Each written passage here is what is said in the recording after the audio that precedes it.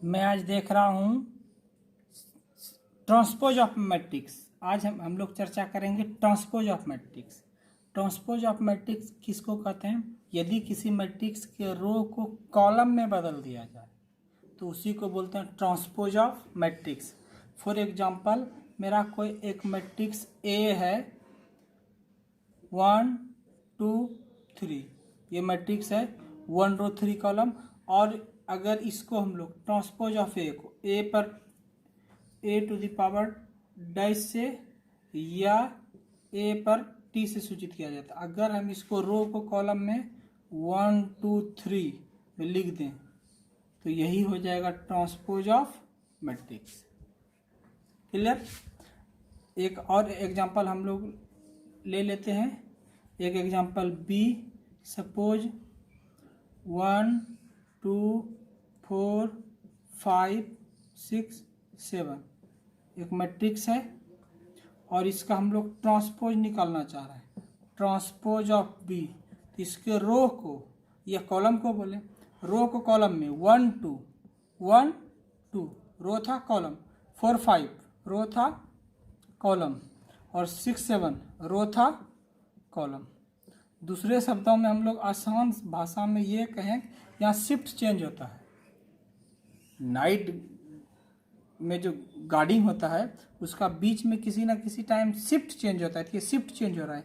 जो मेरा सोया हुआ था वो जाके खड़ा हो गया और जो खड़ा पोर्शन था वो जो खड़ा था वो जाके 1 4 3 कॉलम वो जाके सो गया और जो सोया हुआ था 1 2 खड़ा हो गया। बस यही है ट्रांसपोज ऑफ मैट्रिक्स। तो हम लोग ट्रांसपोज ऑफ मैट्रिक्स देख लिए। अब इसका कुछ प्रॉपर्टी देखते हैं। Properties of transpose of matrix. तो प्रॉपर्टी नंबर फर्स्ट है इसका, किसी के ट्रांसपोज का अगर फिर से ट्रांसपोज करते हैं वो खुद ही ए के बराबर हो जाता है। ट्रांसपोज का ट्रांसपोज खुद के बराबर हो जाता है। सेकेंड नंबर में के इंटू ए का यदि ट्रांसपोज करें, के कोई कांस्टेंट रहे तो के बाहर ये हो जाता है ट्रांसपोज ऑफ ए के equal. Third number, A plus B का ट्रांसपोज निकालें या A transpose plus B transpose निकालें, दोनों आपस में सेम होता है। और इसका फोर्थ नंबर है ए इंटू बी का जो ट्रांसपोज है वो B transpose into A transpose के इक्वल है। यही चार प्रॉपर्टी है।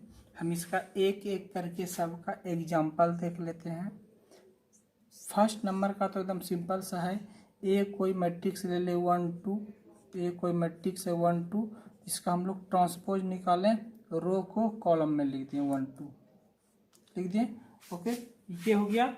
लेकिन अगर हम इसी ट्रांसपोज का फिर से ट्रांसपोज यदि निकालना चाहें, ट्रांसपोज ऑफ ए का फिर से ट्रांसपोज निकालें, फिर इसके कॉलम को रो में आ जाएगा 1 2। अब देखिए ट्रांसपोज ऑफ ए और ए आपस में क्या इक्वल, तो हम लोग कहा सकते हैं transpose of A equal to A. पहला नंबर फॉर्म तो मेरा कंप्लीट हो गया। अब हम लोग थोड़ा सेकेंड देखते हैं। फॉर एग्जांपल सेकेंड एग्जांपल हम लोग देख रहे हैं। सेकेंड का एग्जांपल के, सपोज के है, हम लोग निकाल लें 5 इंटू ए, तो 5 इंटू 1 2 1 2 5 अगर हम लोग करेंगे तो बन जाएगा 5 10 निकल गया ये। अब हम लोग क्या कर रहे हैं कि 5 इंटू ए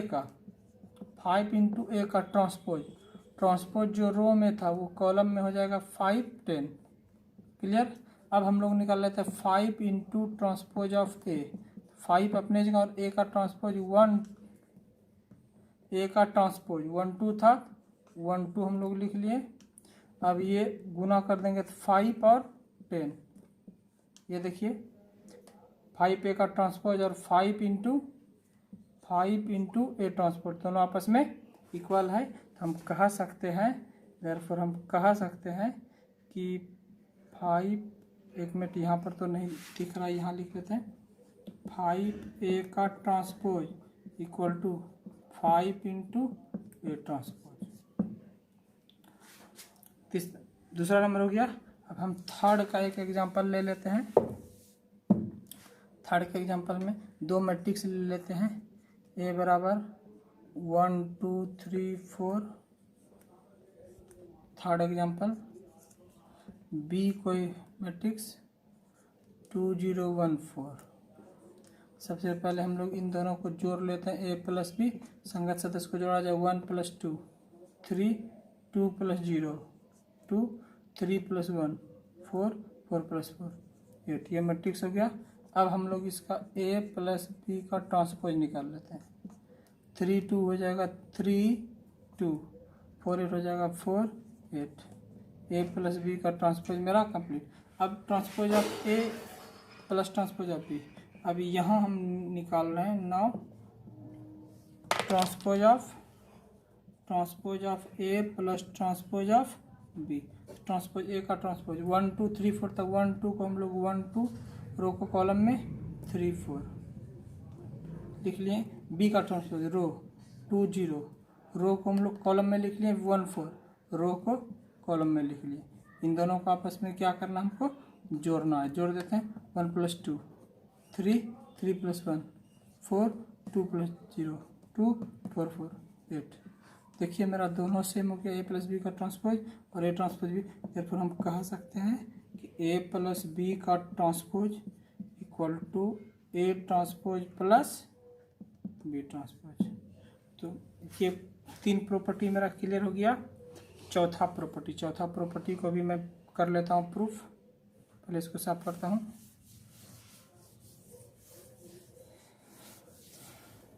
चौथा नंबर इसका प्रॉपर्टी है A B transpose equal to B transpose A transpose. तो हम लोग कोई एग्जांपल के तौर पे मैट्रिक्स लेते हैं।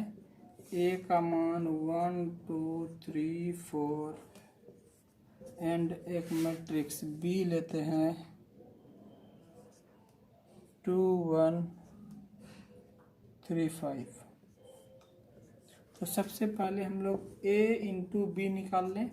a का मान 1 2 3 4 इंटू 2 1 3 5। इसको मल्टीप्लाई करने के लिए हम लोग को याद है इसके रो को इसके कॉलम में मल्टीप्लाई करते 1 into 2 2 + 2 into 3 6। First column first row second column में करते हैं 1 इंटू 1 1 + 2 इंटू 5 10। फिर सेकेंड रो फर्स्ट कॉलम 3 2 6 4 3 12 3 1 3 4 5 20। ये मल्टीप्लाई होके हो गया मेरा 6 2 8 11 18 23। ये हो गया मेरा ए बी। अब देयरफॉर ए बी का ट्रांसपोज 8 11 को मैं रो को कॉलम में लिख लेता हूँ और 18 23 को 18 23 रो को कॉलम में। ये मेरा निकल गया ए बी का ट्रांसपोज। ए बी का ट्रांसपोज मेरा निकल गया। तो मैं ए बी के ट्रांसपोज को साइड कर लेता हूँ। अब हमको निकालना है B transpose A transpose. Now B transpose into A transpose. तो बी का ट्रांसपोज पहले लिखता हूँ। बी का ट्रांसपोज रो है रो को कॉलम में 2 1 2 1 3 5 3 5। बी का ट्रांसपोज इंटू ए का ट्रांसपोज ए 1 2 1 2 रो को कॉलम में 3 4 रो को कॉलम में कर दिए। अब हम इसको आपस में मल्टीप्लाई करेंगे। रो को चिन्ह नहीं देते हैं डायरेक्ट कर लेते हैं कॉलम में 2 into 1 2 + 3 into 2 6। First column first row. अब सेकेंड कॉलम में 2 into 3 6 + 3 into 4 12। Second row first column 1 into 1 1 + 5 into 2 10। उसी प्रकार फिर 1 इंटू 3 3 + 5 इंटू 4 20। ये हो गया मेरा। अब मैं इसको थोड़ा मिटा लेता हूँ। यहाँ पर लिख लेता हूँ। प्रोसेस तो हम समझ गए। 2 + 6 8 18, 11, 23। अब मैं देख रहा हूँ ये मेरा निकला है B transpose A transpose, A B का ट्रांसपोज और बी ट्रांसपोज ए ट्रांसपोज आपस में इक्वल है, तब हम कह सकते हैं ए बी का transpose equal to B transpose into A transpose. ये हो गया मेरा चारों प्रॉपर्टी हमने प्रूफ कर लिया इसका ट्रांसपोज का। ट्रांसपोज के बाद हम लोग कुछ इसका सीखेंगे सिमेट्रिक और skew symmetric matrix. Symmetric matrix, symmetric matrix तो इसका डिफिनेशन है कोई मैट्रिक्स ए सिमेट्रिक मैट्रिक्स होता है यदि उसका ट्रांसपोज उसके खुद के बराबर हो जाए। Any matrix A is called symmetric matrix if transpose of A equal to A. For example मैं देखता हूँ एक मैट्रिक्स ए है 2 3 3 6 मैट्रिक्स ए है। अब इसका हम लोग पहले ट्रांसपोज निकालते हैं। ट्रांसपोज क्या है पहले देख लेते हैं। ये 2 3 को रो को हम लोग कॉलम में कर लिए और 3 6 रो को इसको भी कॉलम में कर लिए, लेकिन देख रहे हैं हम लोग 2 3 3 6 2 3 दोनों मैट्रिक्स आपस में सेम, तो हम लोग कह सकते हैं ट्रांसपोज ऑफ ए किसके बराबर रह गया, ए के बराबर। Therefore matrix is symmetric. Therefore A is symmetric matrix, मतलब सममित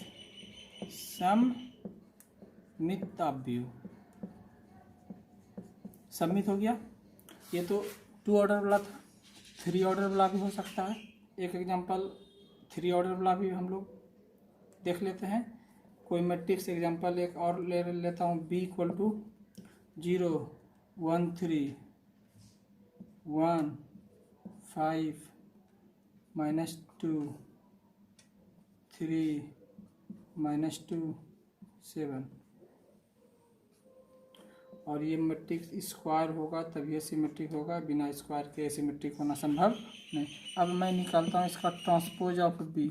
इसके रो को कॉलम में लिखता हूँ 0 1 3, फिर 1 5 -2 को 1 5 -2 को कॉलम में, 3 -2 7 को 3 -2 7 को रो को कॉलम में। तो ये देखिए दोनों मैट्रिक्स बी और ट्रांसपोज ऑफ बी आपस में क्या है, इक्वल है। तो मैं इसको कह सकता था कि ट्रांसपोज ऑफ बी किसके बराबर है, बी के इक्वल है। Therefore B is symmetric. Symmetric भी हम लोग समझ गए। अब हम लोग इसके बाद देखते हैं skew symmetric. Skew symmetric matrix, इसी मैट्रिक्स ए को स्क्यू सिमेट्रिक मैट्रिक्स कहते हैं यदि उसका ट्रांसपोज उसके माइनस के बराबर हो जाए। Any matrix A is called skew symmetric matrix if transpose of A equal to -a। कहने का मतलब अगर ट्रांसपोज किसी का उसके नेगेटिव के बराबर हो जाए तो वो हो जाता है स्क्यू सिमेट्रिक। एग्जांपल हम लोग देख लेते हैं। ए इक्वल टू 0 -2 2 0। इसका एक एग्जांपल सबसे पहले ट्रांसपोज हम लोग निकालते हैं। रो को इसके रो को कॉलम में और फिर इस रो को भी कॉलम में। ये तो हो गया मेरा ए का ट्रांसपोज। अगर हम ए के ट्रांसपोज से माइनस कर लें, माइनस कॉमन कर लें, तो 0 से माइनस करने के बाद 0 2 से कॉमन करने के बाद -2, ये हो गया +2, ये तो 0 ही रहा। अब देखिए ये किसके बराबर हो गया, 0 -2 2 0, 0 -2 2 0, ए के बराबर हो गया। हम इसके जगह ए लिख सकते हैं, आगे माइनस था तो ट्रांसपोज ऑफ ए किसके बराबर, ए के बराबर। Therefore A is skew symmetric. Skew symmetric matrix. तो स्क्यू सिमेट्रिक और सिमेट्रिक भी हम लोग को समझ में आ गया, क्लियर। अब हम लोग इसका थोड़ा फॉर्म देख लेते हैं, प्रॉपर्टी।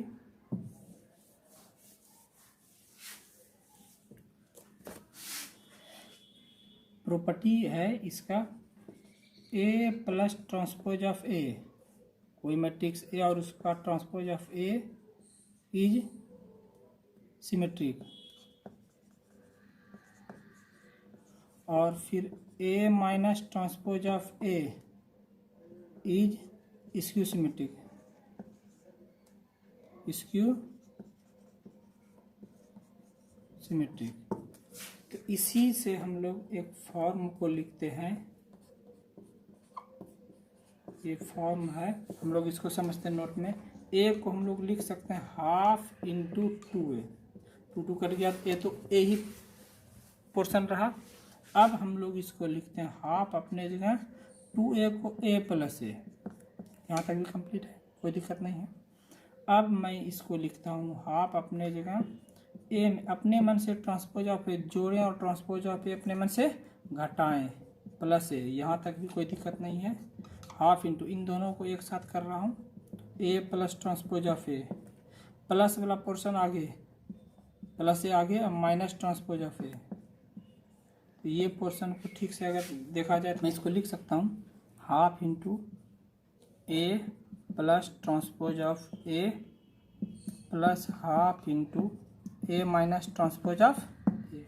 तो हम लोग अभी ऊपर देखें कि A plus transpose of A symmetric होता है और A minus transpose of A इसको सिमेट्रिक होगा। तो हम इसको कह सकते हैं कि मैट्रिक्स ए जो हो गया ये सिमेट्रिक और सिमेट्रिक प्लस स्क्यू सिमेट्रिक के जोड़ के रूप में लिखा गया ये। तो इस पोर्शन को हम लोग थोड़ा अच्छे तरीक़ा से देख लेंगे। जब भी हमको किसी मैट्रिक्स को सिमेट्रिक और स्क्यू सिमेट्रिक के जोड़ के रूप में लिखने के लिए कहेगा, हम लोग इस रूप में लिखेंगे ए इक्वल टू, ये दिख नहीं रहा है से ऐसे लिख देता हूँ, half into A plus transpose of A plus A minus transpose of A, symmetric और स्क्यू सिमेट्रिक के जोड़ के रूप में। तो इस पोर्शन का मेरा थ्योरी ये कंप्लीट हुआ। अब मैं इस पर थोड़ा सवाल देखूंगा, फिर हम मिलते हैं अगले वीडियो में। बहुत बहुत धन्यवाद। आप इसी तरह मेरे चैनल को लाइक करें, शेयर करें, सब्सक्राइब करें। Thank you. अगले वीडियो में मिलते हैं।